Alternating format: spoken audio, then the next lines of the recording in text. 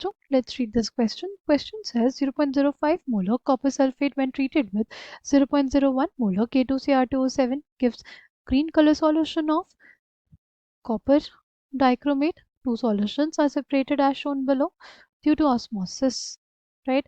Option A, green color formation observed on side X. Option B, molarity of K2CR2O7 is lowered. Option C, green color formation observed on side Y. Option D, molarity of copper sulfate solution is lowered. Key concept for this question is, की concept इस question के लिए क्या हो जाएगा? Osmosis. Osmosis में हमारे पास movement किसका होता है? Movement होता है solvent molecules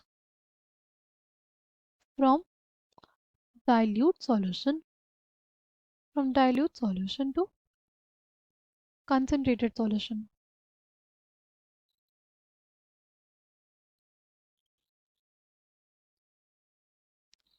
ठीक,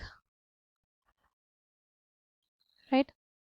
अगर यहाँ पे देखें हमारे पास K2CR2O7 है, ये अगर डिसोसिएट होगा तो क्या देगा? 2K plus plus dichromate ion, यानी इसके लिए n की वैल्यू 3 हो जाएगी. 1 plus n minus 1 into alpha gives us the value of I, 1 plus 2 into 1 alpha. इसका हम लोग क्या मान लेते हैं? ये कम्प्लीटली डिसोसिएट होगा. आई की वैल्यू 3 आ गई. अगर इसके लिए हम लोग आई इंटू सी करें, राइट, आई इंटू सी करें तो हमारे पास कितना आ जाएगा? क्या आ जाएगा? 3 इंटू कंसनट्रेशन कितनी दी हुई है? 0.01 मोलर, कितना आ गया? 0.03. राइट. अगर बात करें किसकी? कॉपर सल्फेट की, क्या आ जाएगा? Copper 2 plus plus sulphate ion, right. N की वैल्यू 2, 1 प्लस 2 माइनस 1 1,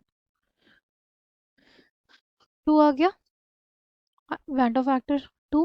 कंसंट्रेशन इसके लिए 0.05, क्या आ गई? 0.1 आ गई.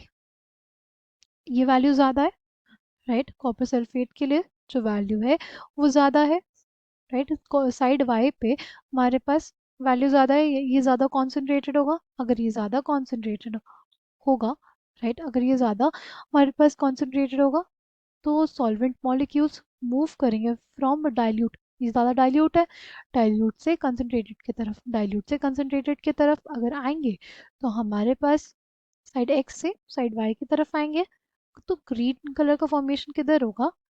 साइड वाई में होगा, राइट. ग्रीन कलर का फॉर्मेशन कहाँ पे होगा? साइड वाई में होगा. Option C will be correct. I hope you understood it well. Thank you. All the